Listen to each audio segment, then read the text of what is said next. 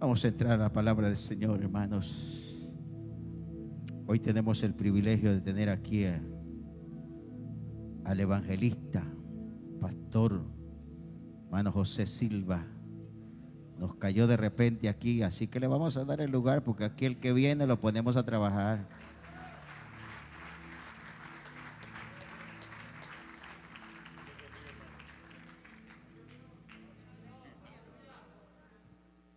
Aleluya, que el Señor les bendiga, hermanos. Qué hermoso momento, ¿verdad? Adorar al Señor.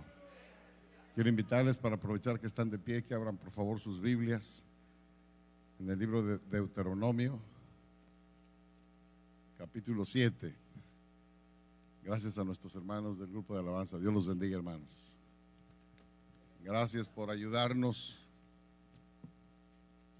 a entrar a la presencia del Señor, ¿verdad? Siempre es importante esos tiempos de adoración. Fíjese que como predicador itinerante de repente nos entregan el lugar que casi uno siente que ya es un funeral, ¿verdad? Lo único que falta es enterrar al muerto y es difícil despegar, pero qué bonito es cuando la iglesia se dispone y hay esa fluidez del Espíritu del Señor. Vamos a leer, hermanos, en Deuteronomio capítulo 7, el versículo 9. Vamos a estar leyendo en varios versículos, pero vamos a leer solamente el 9. ¿Lo tienen? Dice la palabra del Señor: conoce pues que Jehová tu Dios es Dios, Dios fiel, que guarda el pacto y la misericordia a los que le temen y guardan sus mandamientos hasta 1000 generaciones. Vamos a leerlo porque voy a hacer un pequeño ejercicio para empezar. Y quiero que pongan mucha atención a lo que la palabra de Dios dice. Leemos juntos. Dice: conoce pues que Jehová tu Dios es Dios, Dios fiel, que guarda el pacto y la misericordia a los que le aman y guardan sus mandamientos hasta 1000 generaciones. Aleluya. Pueden ocupar sus lugares, hermanos. Muchas gracias. Dios sabe que con todo mi corazón yo venía a gozarme a este culto a escuchar el mensaje, la palabra del Señor. Esta mañana terminé la segunda campaña. La semana pasada tuve una y esta otra. Fueron 7 días de predicación y la verdad sí hice el intento de tener un lugar para predicar en la tarde, pero a veces el cuerpo se cansa, ¿verdad? Uno quiere más, pero ya no se puede. Entonces dije, voy a gozarme ya con los hermanos y por eso dice el hermano que caí de improviso. Así es que tengo una palabra de profundo agradecimiento tanto para él como para el hermano que me cedió su lugar para el mensaje de la palabra. Yo sé lo difícil que es prepararse y estar con el nervio para predicar y que en el momento final le digan a uno que no, pues está medio. Pero agradezco mucho esta oportunidad. Nos vamos a gozar. Amén. Bien, les decía, vamos a hacer un pequeño ejercicio. Este versículo nos genera respuestas y nosotros podríamos hacer las preguntas. ¿Podrían ustedes ayudarme a ver si encuentran ahí 4 preguntas, formular 4 preguntas cuya respuesta está en el versículo? ¿Sí me expliqué? No vamos a encontrar la pregunta, vamos a encontrar la respuesta. Así es que usted tiene que inventar la pregunta. ¿Cuál sería la primera? ¿Qué preguntaríamos ahí? ¿Cómo? ¿Conocer? Pero en forma de pregunta, ¿cómo lo haríamos? Por ahí va la idea, ¿verdad? ¿Sí? La pregunta que a mí se me ocurre en este primer frase es: ¿quién es tu Dios? ¿Quién es tu Dios? La respuesta, ¿cuál sería? Conoce pues que Jehová, tu Dios, es Dios. Parece un pleonasmo, parece una redundancia, parece una repetición ilógica. Conoce pues que Jehová, tu Dios, es Dios. Pero tiene un sentido profundo esta declaración. Créame que no voy a predicar sobre este versículo concretamente, voy a predicar, es otra idea más amplia, pero es una buena manera de introducirnos. Muchas veces nosotros pensamos que creemos, o dijo un hermano, creemos que creemos. Y hay otros que medio creemos. Y aquí esta declaración que Dios le da al pueblo de Israel es como decir de esta manera, parafraseando o desmenuzando la idea. Tienes que saber que Jehová no es cualquier Dios. Él es el Dios, el único, el todopoderoso, el omnisciente, el omnipresente, el altísimo, el creador, el fundador, el que da vida, el único Dios verdadero. ¿Y por qué le dice eso al pueblo de Israel? Porque a veces nosotros venimos y no sabemos si estamos adorando el templo. De hecho, Cristo tuvo que decirles, uno mayor que el templo está aquí. A veces la rutina, la costumbre, la tradición, la liturgia, la carga religiosa es tan absorbente y es tan arrolladora que no nos damos cuenta que no venimos, ni seguimos, ni adoramos a un diosecito, ni a una edificación humana, sino al Rey de Reyes, Señor de Señores, al que nos da la vida. Entiende que Jehová tu Dios, Él es Dios. Ahora la siguiente idea sobre esta misma pregunta es: ¿quién es tu Dios? ¿Es tu trabajo? ¿Es tu carro? ¿Es tu casa? ¿Es tu familia? ¿Tu esposa? ¿Tu esposo? ¿Quién es tu Dios? Entiéndase esto porque es el que, o sea, nuestro Dios es el que tiene el primer lugar en nuestra vida. El que tiene el lugar de privilegio, el trono de nuestra vida. Ese es el Dios para nosotros. ¿Sí me estoy explicando? Puede ser el dinero, puede ser el trabajo. Por eso esta declaración: conoce, date cuenta, razona, que te caiga el 20, Israel, que Jehová tu Dios es Dios. La segunda pregunta, ¿qué se les ocurre ya después de lo que leímos? ¿Por qué Dios es fiel? Buena pregunta.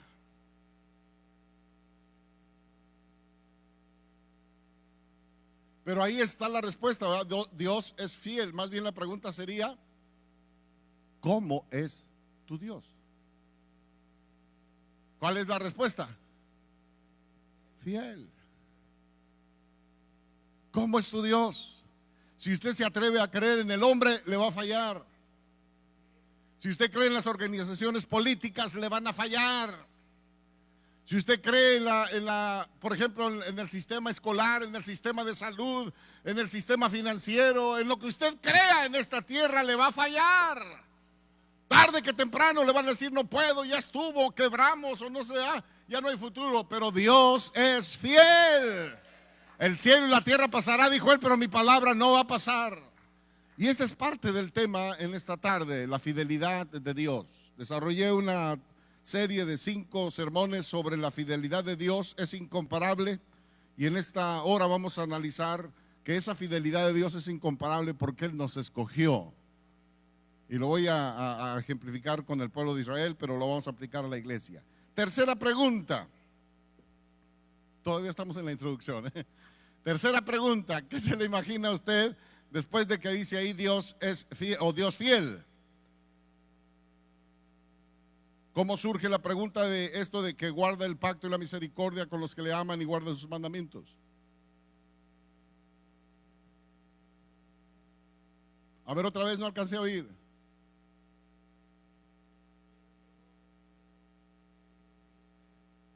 Muy bien, esa es la pregunta. ¿Con quién mantiene su pacto? ¿Con quién? Con los que le aman y guardan sus mandamientos. Muy bien. ¿Con quién Dios mantiene su pacto? Con los que le aman. Dios no tiene obligación alguna con los que dejan de amarle. Dios no tiene obligación alguna con los que no guardan sus mandamientos. Amén. Esta es una obligación nuestra. Esta es una bendición nuestra. Este es un privilegio nuestro, amar a Dios y guardar sus mandamientos, porque entonces su misericordia se multiplicará en nuestras vidas. Bendito sea el nombre del Señor. Número 4. Ya nomás nos queda hasta 1000 generaciones. ¿Qué pregunta sería ahí? hasta cuando guarda su pacto.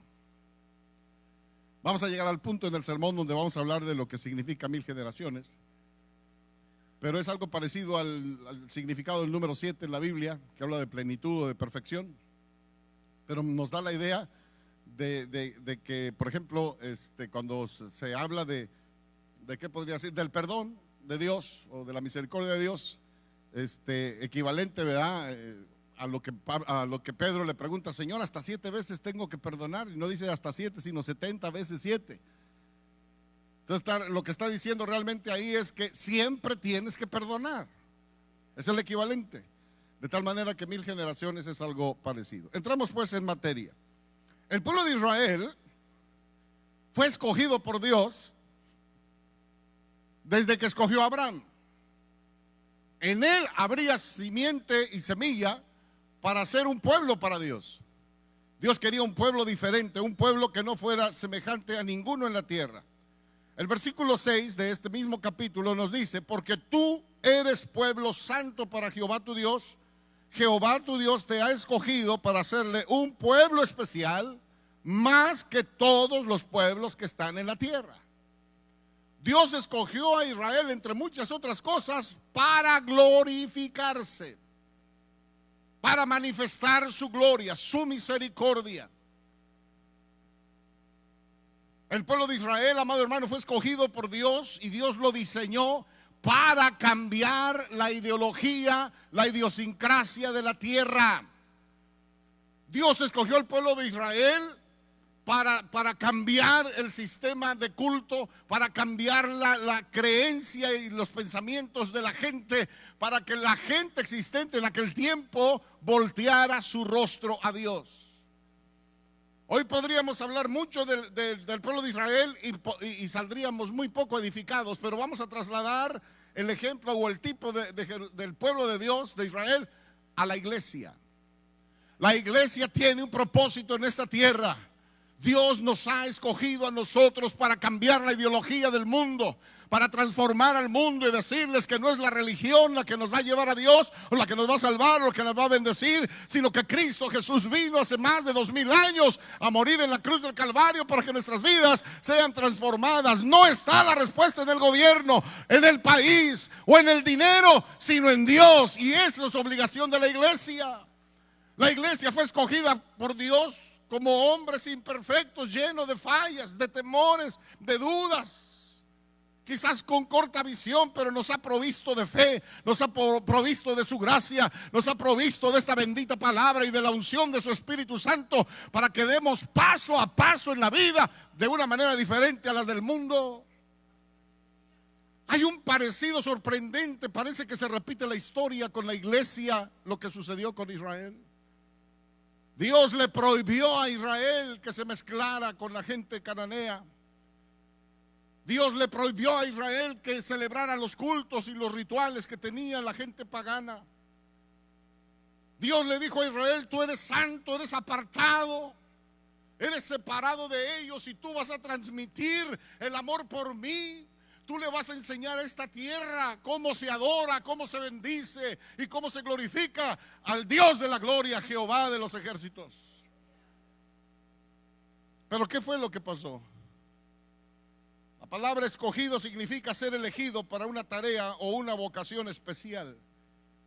En Deuteronomio capítulo 14 versículo 2 dice: porque eres pueblo santo a Jehová tu Dios, y Jehová te ha escogido para que le seas un pueblo único sobre todos los pueblos que están sobre la tierra. Si hablamos de Israel, creo que tiene más de 9 premios Nobel en diferentes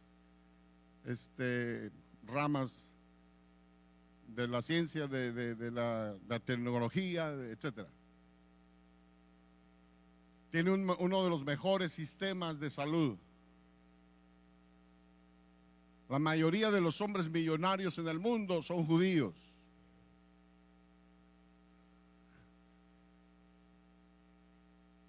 Hay veces que en broma decimos, ¿no?, que hay, por ejemplo, un hombre prominente, un hombre de negocio, un hombre de mucho dinero. Decimos, ya no más falta que sea judío. Pues muchos de ellos son judíos. Es un pueblo especial. Y quiero decirles algo con temor y temblor. Por eso el diablo los odia. El diablo quiso utilizar o utilizó a Hitler para borrar a los judíos de la tierra, pero no pudo. Usó a los asirios, usó a los egipcios, usó a los de Jordania, a los del Líbano, a Al-Qaeda, a todos los que están alrededor de Israel. Un pueblo chiquitito, una nación chiquitita. Para los que saben un poquito de geografía, y si no, pues chéquenlo ahí en internet. El país de Israel cabe 7 veces en el estado de Chihuahua. El país completo de Israel cabe 14 veces en el estado de Chihuahua. Imagínense cuántas cabrán en el estado de Texas. Texas es más grande que Chihuahua, pero solo en tamaño, ¿eh?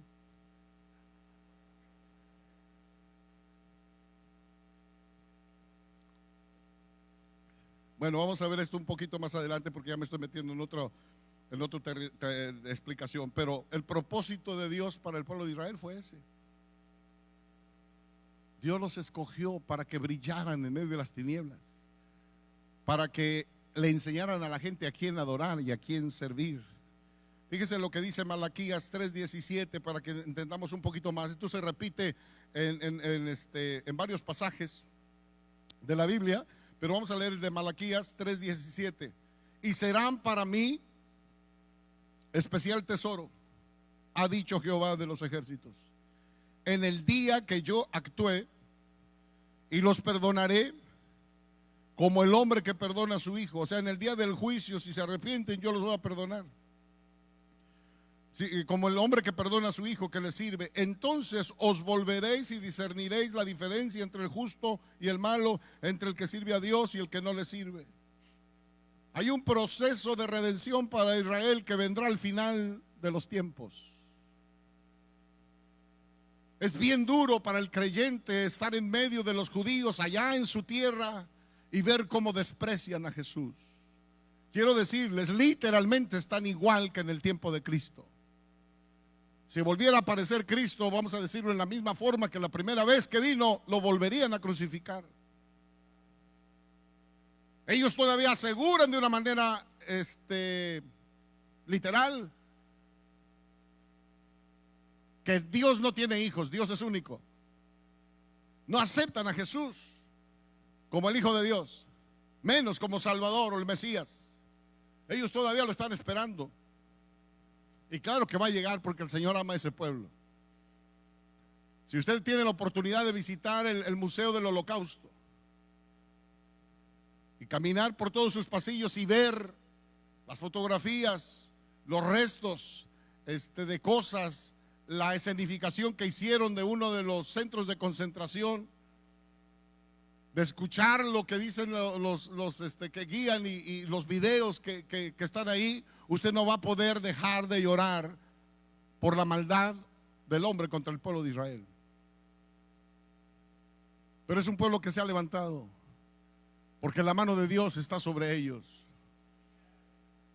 Los ojos de Dios están en la ciudad de Jerusalén. Y hay una invitación para nosotros que oremos, que pidamos por la paz de Jerusalén y que oremos por todos los judíos. Ojalá lo estemos haciendo. Ellos son en parte el cumplimiento de las profecías, y lo que se cumpla con ellos debemos tenerlo pendiente, porque entonces la venida del Señor está cerca. Por lo pronto algunas profecías ya se cumplieron, ¿verdad? Volvió a ser una nación. Volvió a ser una nación. Muy bien, ¿cuál es la razón? Ya supimos cuál es el propósito. ¿Cuál es la razón de ser escogidos? Versículos 7 y 8. Estamos en el capítulo 7 de Deuteronomio. La razón es esta: no por ser vosotros más que todos los pueblos, os ha querido Jehová y os ha escogido. No por ser los mejores, no por ser los más grandes.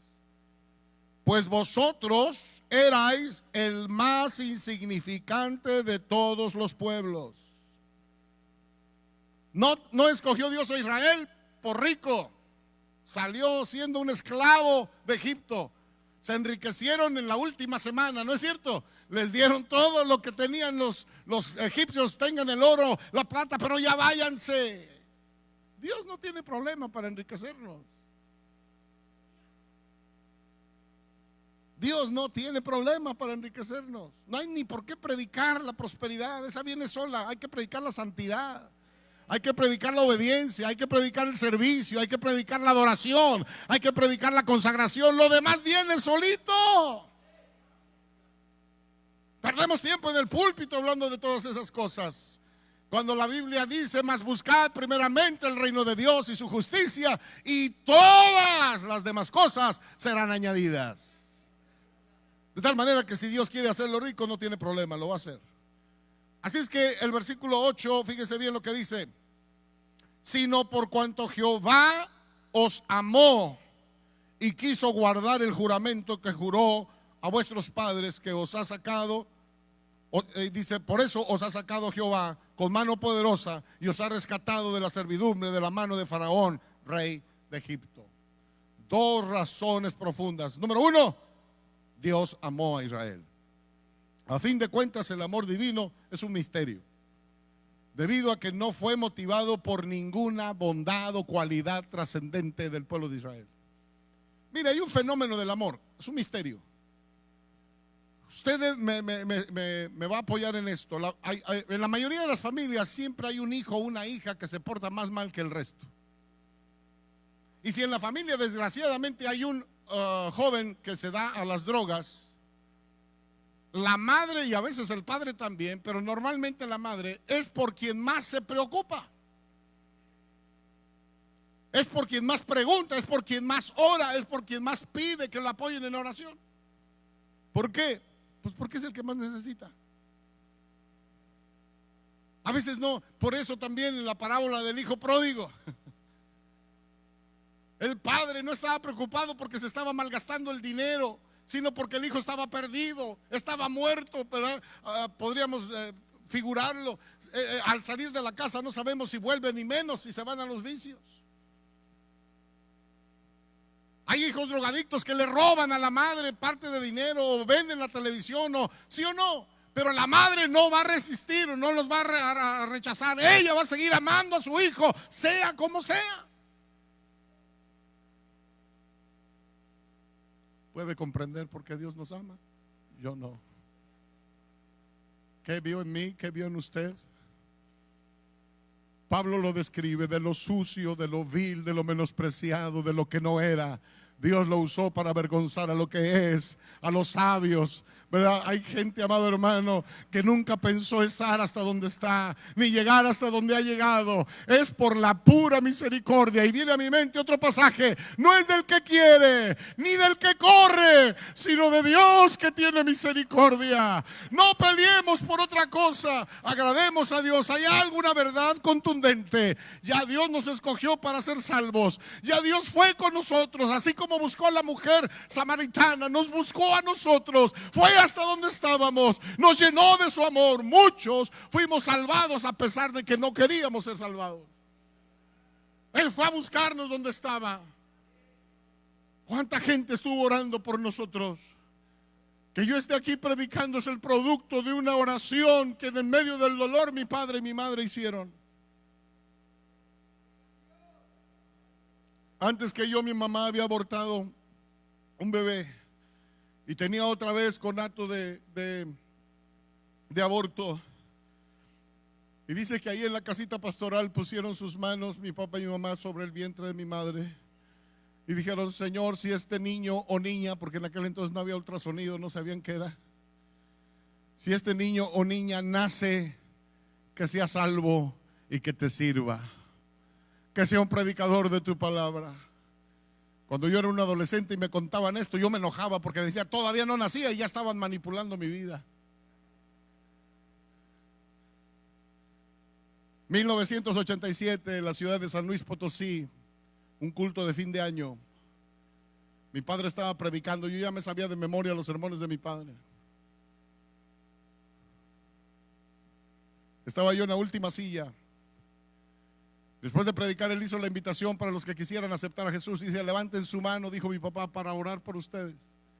Yo levanté mi cara para ver qué tonto aceptaba a Cristo. Y algunas manos se levantaron, y luego después de un rato mi papá seguía insistiendo, y luego dijo: los que levantaron su mano, vengan al altar, quiero orar por ustedes. Y quiero pedirles que ustedes le pidan perdón al Señor. en ese momento yo sentí una fuerza más poderosa que yo que me impulsaba a levantarme. Yo me agarré con mis dos manos a la silla y dije, yo de aquí no me levanto.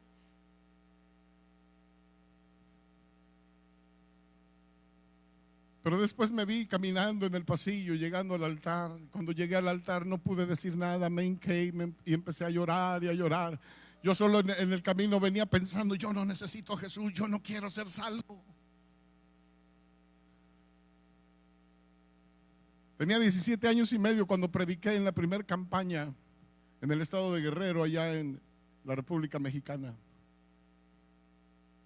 Se llenó el lugar porque iban a ver al niño predicador. Si yo volviera a nacer y Cristo me volviera a llamar al ministerio, yo le volvería a decir que sí. ¿Ha habido problemas? Sí. ¿Ha habido momentos de derrota? Sí. ¿Ha habido fracasos? Sí. ¿Ha habido momentos de llorar solo y angustiado? Sí. Pero en todos ellos ha venido Dios y se ha glorificado. A Él le plació escogernos. No investigue por qué, porque no va a hallar razones. Sencillamente porque Él nos amó. Si ya estamos adentro, hagámoslo bien. Si ya estamos dentro del camino, seamos buenos hijos, buenos convertidos. Que no estemos ancochados con un pie adentro y un pie afuera. Rindámonos al Señor. Últimamente ya estamos aquí. Él nos ha dado muestras de su amor y de su misericordia. Él ha sido fiel. Ha hecho muchas cosas con nosotros y todavía falta que hagan más. Hermanos, afiancémonos en el Señor. Este mundo no va a cambiar, no va a mejorar. Dicen que ya hay otra cepa peor. Estados Unidos mañana va a prohibir viajes de África para acá y de 7 países de por allá. Esta es una señal. La Biblia dice que habrá pestes. Y a eso se refiere. Estamos en los tiempos finales. Y ¿sabe qué? En los tiempos finales, aunque la Biblia en Apocalipsis nos dice que estamos en la época de la iglesia de la Odisea, la iglesia tibia, la iglesia que cree que está bien, que todo lo tiene, que no le hace falta nada. Yo también creo que este es el tiempo en que la iglesia tiene que despertar a un avivamiento, a un nuevo amor, a formar raíces más profundas, a predicar con más ahínco, a declarar que Jesucristo es nuestro Señor y Salvador. Debemos dejar las bancas por un rato y predicar todo lo que podamos en la casa, con los vecinos, en el trabajo, en el taller, donde vayamos, que prediquemos a Cristo. Bendito sea el nombre de Cristo Jesús. La segunda razón por la que los escogió es por cumplir su palabra. Por eso yo dije lo de mis padres. No se desespere. No se desespere.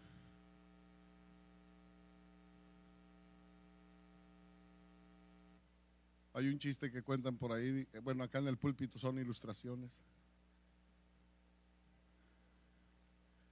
de un hombre que llegó con Dios y le dijo: Señor, para ti $1,000,000 no es nada. Es como si te pidiera un peso o $1. Dame $1,000,000, Señor. Y que el Señor le contesta: claro que sí, mi hijo, espérame un día.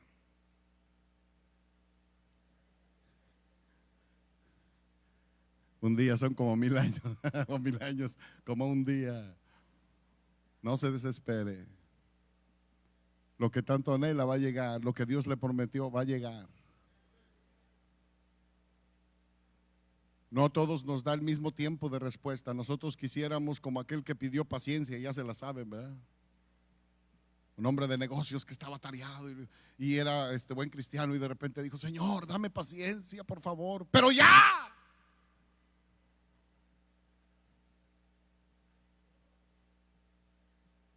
Y le dio pruebas y le dio luchas, porque la prueba produce.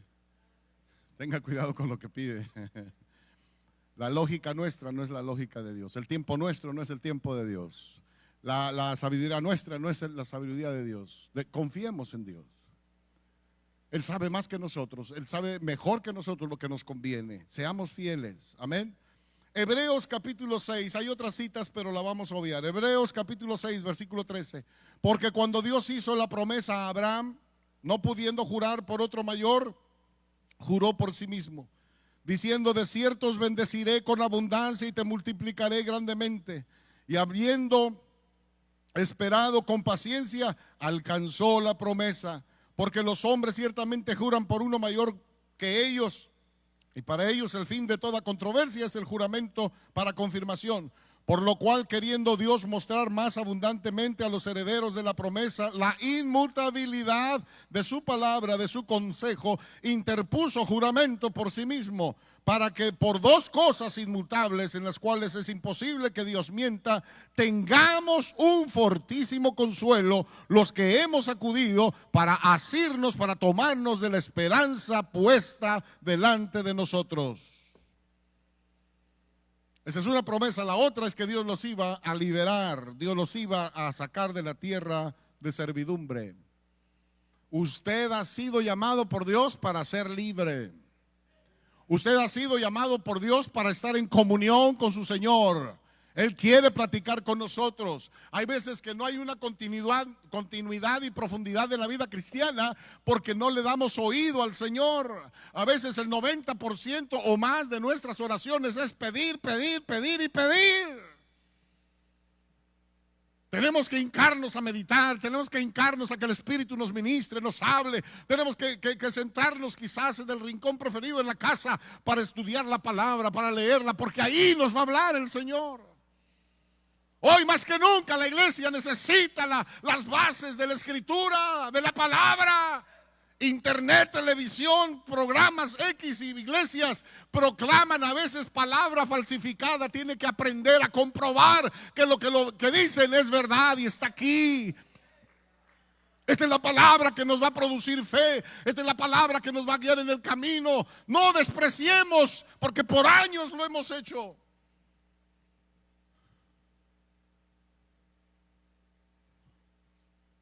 Esta palabra que ha sido tan atacada, tan perseguida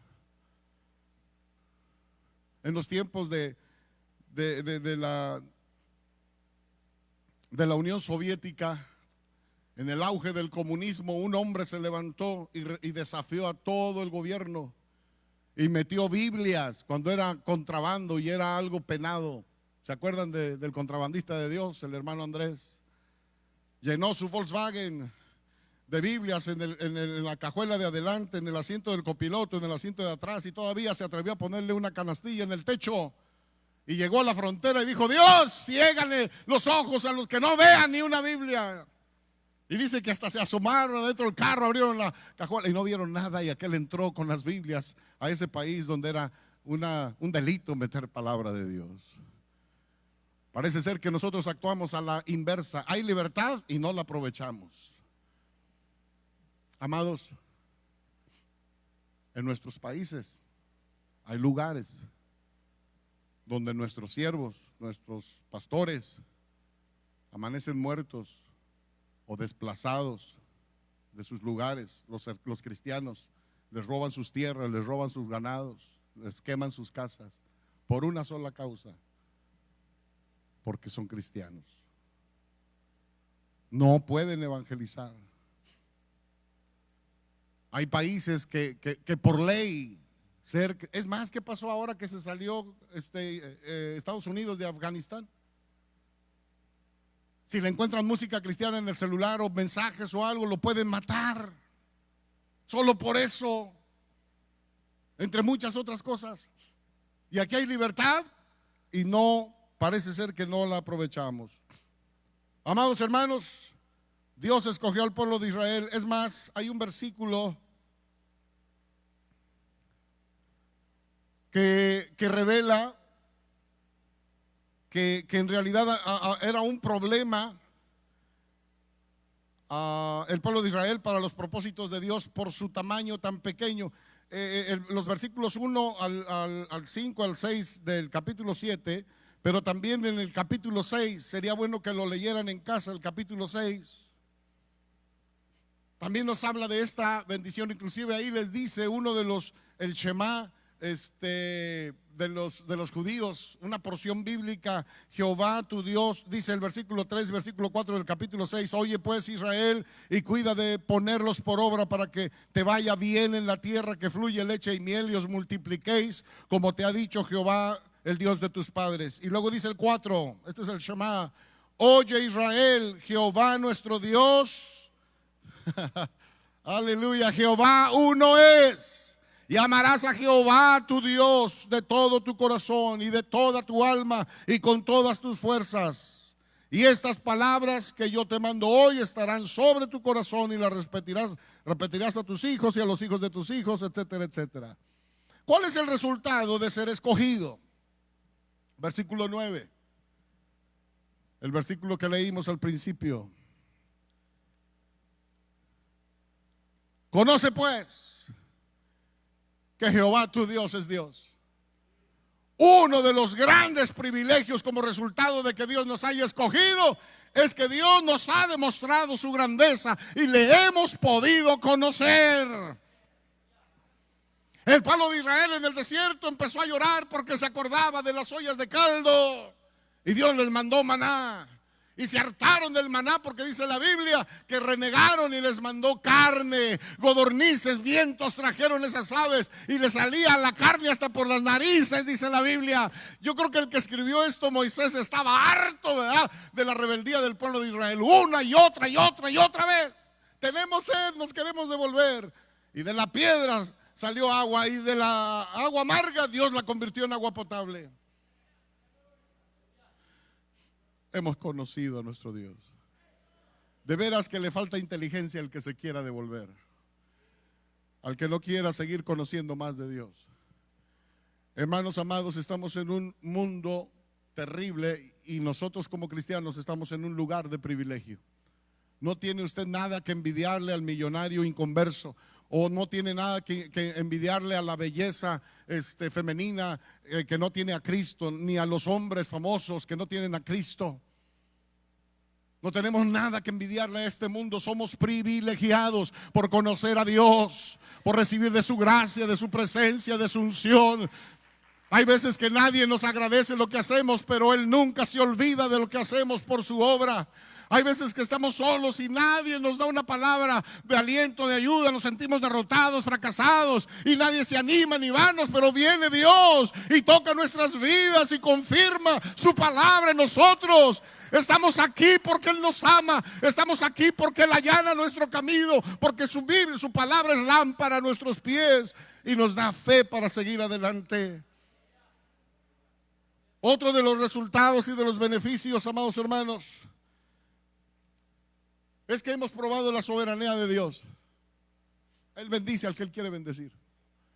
Pero la bendición más grande para nosotros, y esto es lo que debemos batallar porque nuestra mente no lo entiende y no lo va a entender nunca, para nosotros ser bendecidos es que no nos falte nada en lo material y que tengamos de más. Pero esa no es bendición, repito, esa es una consecuencia. La bendición real es la bendita presencia de Dios en nuestras vidas. Tener ese amor por las almas perdidas, ese amor entre nosotros, saber perdonar, saber amar, no discutir, no estar criticando todas las bondades de Dios en nuestras vidas. Esa es calidad.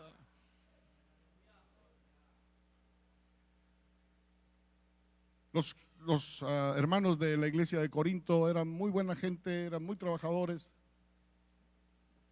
eran tremendos, pero les faltaban muchas cosas. Por eso el apóstol Pablo les habló de la humildad, de la mansedumbre, de la unción del Espíritu Santo, de los dones. ¿Para qué eran los dones? No es para envanecerse ni nada, sino que eran de Dios y que el Espíritu Santo los repartía como Él quería. Les habló de los ministerios. Pero en el capítulo 13, ¿qué les dice? Pero les muestro un camino más excelente. El amor. ¿Cuál amor? El amor de Dios, el amor ágape, el amor eterno, el amor puro, el amor que no tiene envidia, que no es jactancioso, que todo lo cree, que todo lo espera, el amor puro.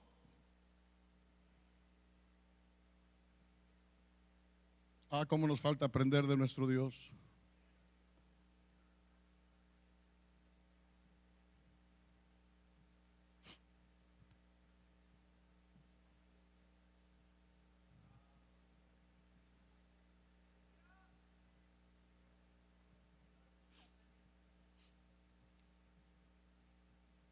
Quiero invitarles que se pongan de pie, por favor.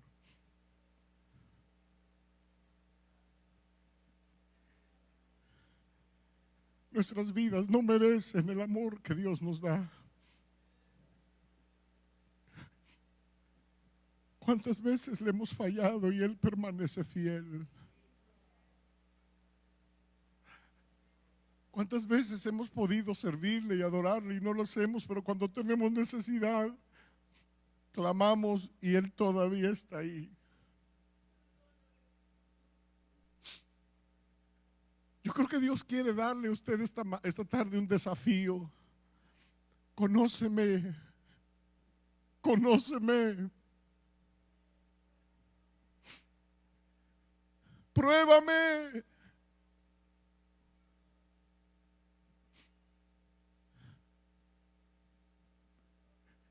¿Qué tanto conoce usted a su Dios?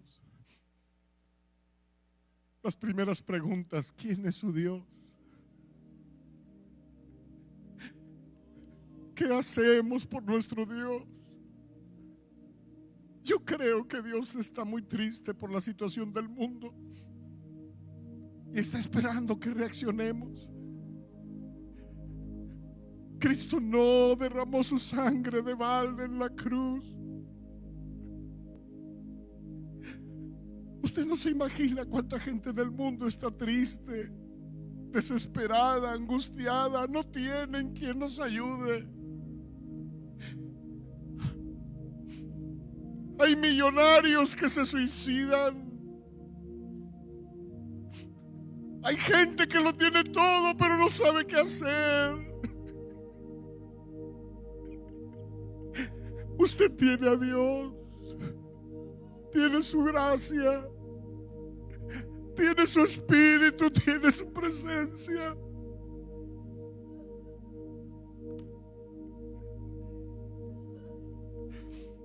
No podemos negar que Dios ha sido fiel. Ahí en la intimidad de nuestra recámara, Él ha prometido enjugar cada lágrima.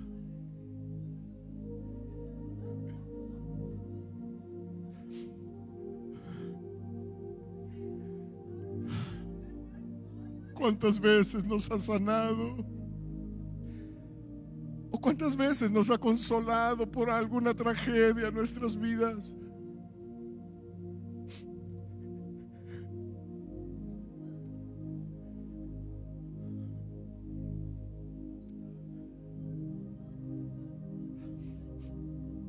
La Biblia dice que Dios es fiel con los que le aman hasta 1000 generaciones.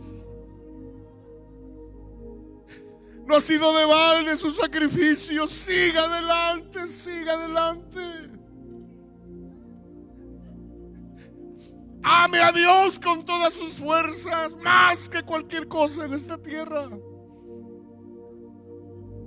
Que nada empañe, que nada intimide, que nada delimite su amor por Dios. No imaginamos lo que Él tiene almacenado de bendiciones para nuestras vidas. Él tiene más que darnos que nosotros que pedirle. No se conforme con el don y el ministerio que Dios le ha dado. Dios quiere almas arrepentidas. Y para eso lo va a usar a usted, para que predique. Es relativamente fácil ser cristiano 2 horas mientras estamos en el culto.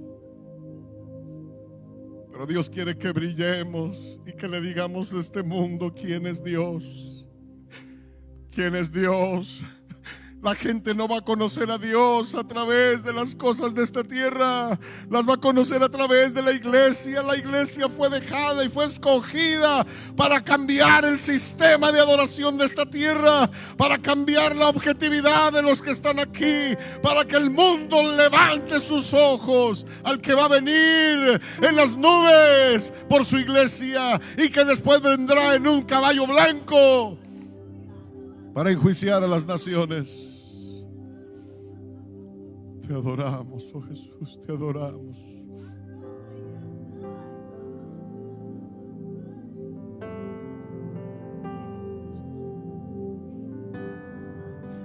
Adore al Señor, adore al Señor. Tome tiempo. Cuántas cosas Dios ha sido fiel.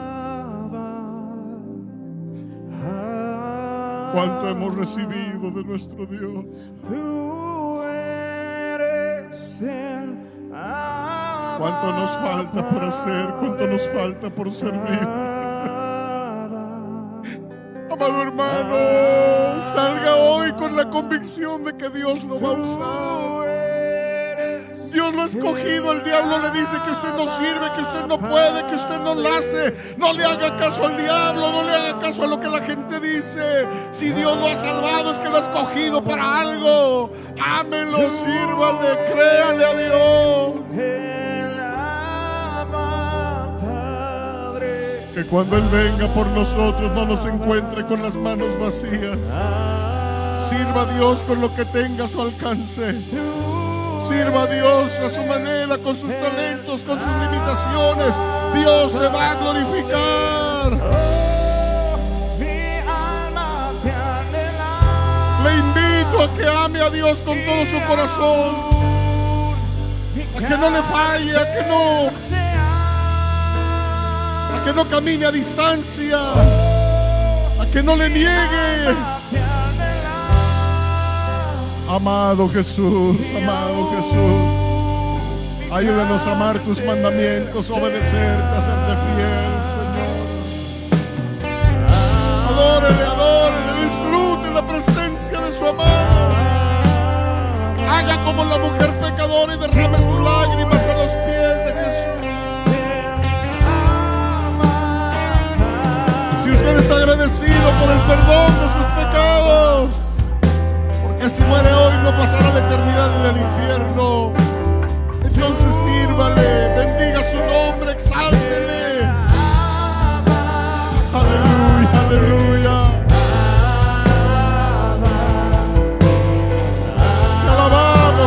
Te alabamos, Rey, te bendecimos, Jesús. Ayúdanos a que tú seas el único objetivo en nuestras vidas. Distraiga de tu amor, de la obra que tú has de hacer en nuestras vidas. Gracias por haberte fijado en nosotros. Gracias por habernos escogido. Gracias por habernos llamado a tu servicio. Te alabamos, te bendecimos.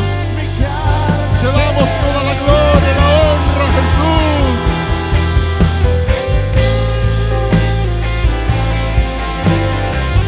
Desde el principio de este servicio Dios estaba manifestando, preparando nuestros corazones, hermanos. Dios nos ama con amor eterno, infinito, perfecto. Sírvale a Dios con todo su corazón donde Dios lo tiene. Séale fiel, séale fiel. No se va a arrepentir. Sea Dios glorificado, sea Dios glorificado. Amado Jesús, abre las ventanas de los cielos, derrama tu gracia, derrama tu espíritu, santifica nuestras vidas. Rompe toda cadena, levanta a tus hijos con poder. Hazle saber que tú los has escogido para la gloria de tu nombre, oh Dios.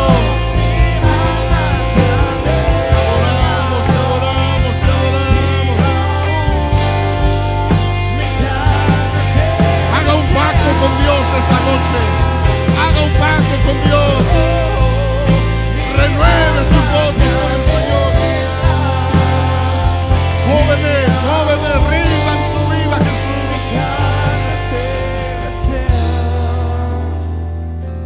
No hay nada más hermoso que cerrar los ojos en la confianza de que Dios está con nosotros.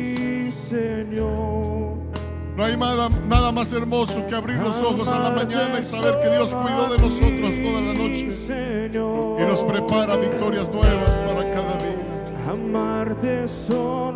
No se rinda, hermano, no se rinda, hermano. Hay una victoria a la vuelta de la esquina, hay una victoria más adelante. No se rinda, no se detenga. Siga buscando de la gloria de Dios en su vida. Siga buscando, anhelando, deseando que Dios se glorifique. Si no ha sido lleno del Espíritu Santo, si no habla lengua, si no tiene dones, pídalos al Señor. Comience a ministrar, comience a servir, comience a darle a Dios toda la honra y la gloria. En el nombre de Jesús. En el nombre de Jesús. Gracias te damos, Dios.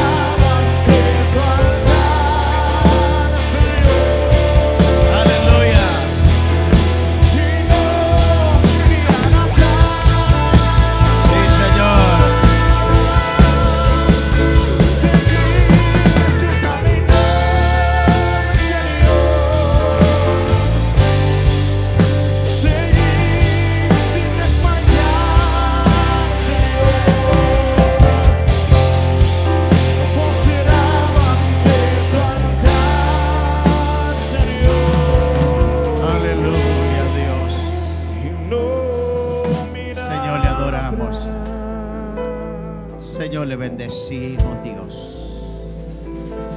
Padre, le glorificamos por todo lo bueno, Dios, que usted es con nosotros. Gracias por esa palabra, Dios mío, Señor. Muchas gracias. Muchas gracias, Dios. Ayúdenos, Dios mío, en este caminar a hacer las cosas que a usted le agrade, Señor. A reflejar, Dios mío, el amor suyo, Dios, al mundo. A comportarlos como verdaderos hijos de Dios. Señor, le adoramos. Señor, le bendecimos, Dios. Y le damos gracias, Dios. Que no le dé un aplauso al Señor esta noche. Tremenda palabra. Gracias, hermano Silva. Gracias por esa palabra. Muchas gracias a los músicos, a los que han ministrado la alabanza. Muchas gracias. Dios se ha manifestado preciosamente esta noche. Y damos gracias al Señor por eso. Gracias por apoyar este servicio de la tarde. Agradecemos muchísimo el apoyo que nos dan en los servicios de la tarde. Gracias a cada uno de ustedes. Vamos a despedirlos, hermanos. Déjenme anunciarles. Hablé ya con la familia del hermano Puebla. Para aquellos que no sabían, el hermano Puebla falleció esta mañana a las 7 de la mañana falleció, y hablé con ellos, pero ellos han decidido no hacer ningún servicio, solamente hacer algo allá en el cementerio. Así que, pero todavía no tenemos información cuándo va a ser, a qué hora va a ser, y me imagino que va a ser entre semanas. Así que, pues yo sé que muchos trabajan, pero si hay oportunidad de ir, pues, ¿verdad? Yo les haré saber, ¿verdad?, cuándo va a ser para poder apoyarle allí en el cementerio. Así que yo estaré, ¿verdad?, informando ahí en la página de la iglesia o durante el miércoles, si es que todavía no se ha hecho. Vamos a orar entonces para despedirnos en esta preciosa hora, dándole gracias al Señor. ¿Cuántos se han gozado tremendamente esta noche a través, ¿verdad?, de todo lo que Dios ha hecho en nuestras vidas? Padre, le damos gracias, Señor.